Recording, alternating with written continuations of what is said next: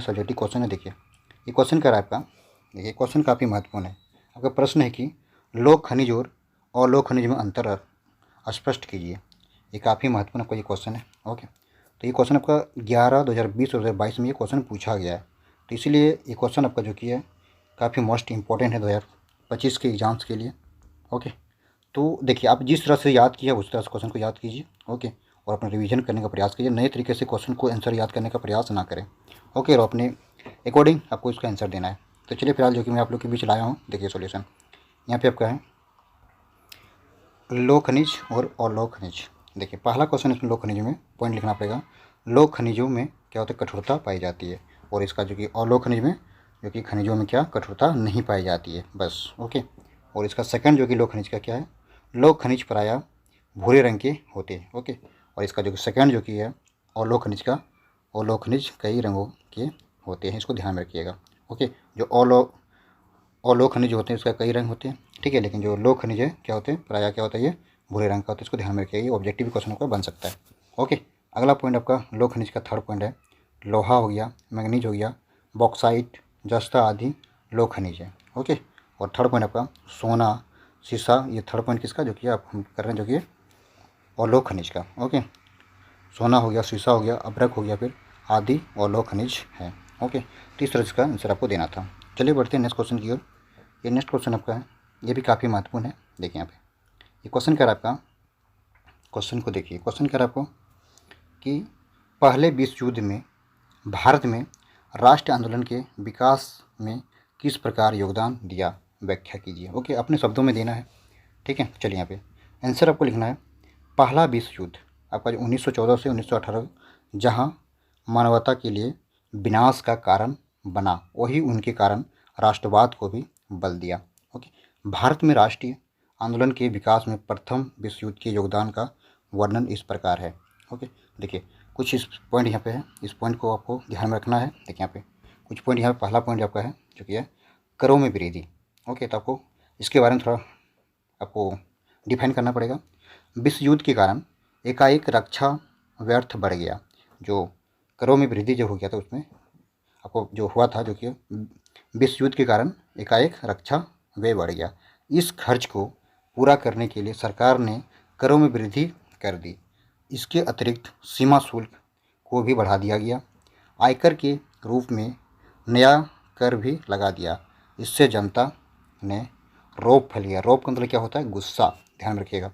रौब का मतलब क्या होता है, गुस्सा फैल गया, जिनके राष्ट्रवाद को जन्म दिया। ओके, ये आपका पहला पॉइंट हो गया। चलिए सेकंड पॉइंट यहाँ पे देखिए। सेकंड पॉइंट आपका है ये जो है कीमतों में वृद्धि। जो सेकंड पॉइंट आपका है कीमतों में वृद्धि। पहले विश्व युद्ध के दौरान खाद्य पदार्थ का भारी अभाव हो गया, फलस्वरूप कीमतें लगभग दोगुनी हो गई।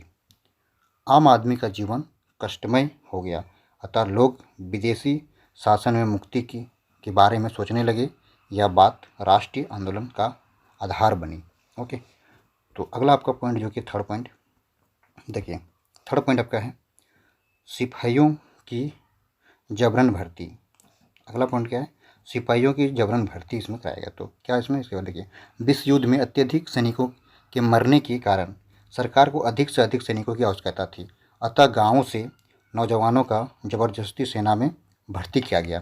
तभी क्या होता था कि ज़बरदस्ती जो कि सेना में भर्ती करवाया जाता, लेकिन आज की डेट में ऐसा नहीं है। ओके, इससे ग्रामीणों क्षेत्रों में सरकार के प्रति विशेष रोष था, मतलब कि आक्रोश मतलब गुस्सा था।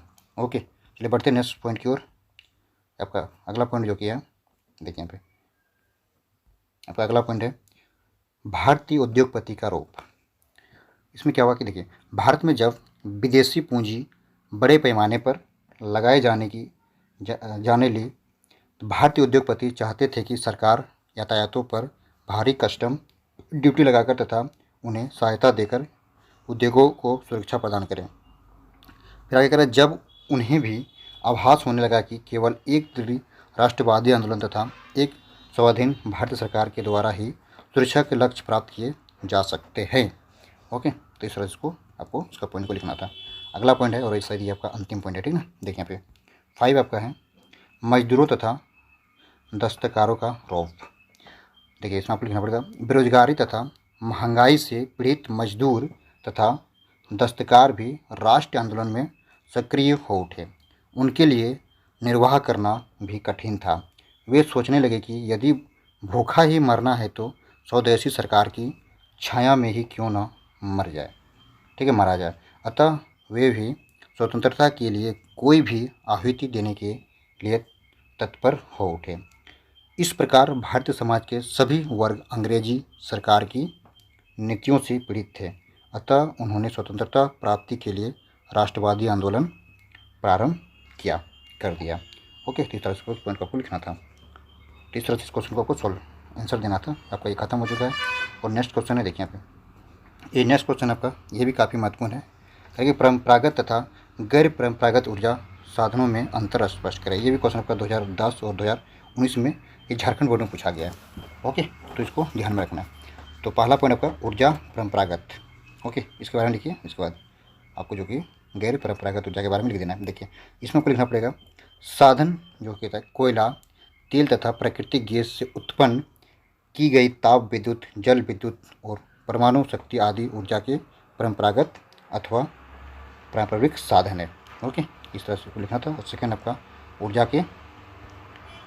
ऊर्जा के गैर परंपरागत साधन, इसका जैसे सूर्य हो गया, वायु हो गया, ज्वाला भट्टे, जियोथर्मल, बायोगैस, खेतों और पशुओं का कूड़ा करकट, मनुष्य का मलमूत्र आदि ऊर्जा के औद्योगिक गैर परंपरागत स्रोत है। ओके, तो इस तरह से को सोल्यूशन करना था।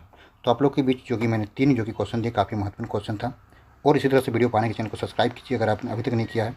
ओके, तो और जितना हो सके इस वीडियो को शेयर कीजिए अपने दोस्तों में, ताकि उसे भी इनकी जानकारी मिल सके। ये क्वेश्चन काफ़ी गेस करने के बाद लाए थे। ये क्वेश्चन आपका एग्जाम में मिल भी सकता है। ओके, तो चलिए मिलते हैं नेक्स्ट वीडियो में। Thank you for watching.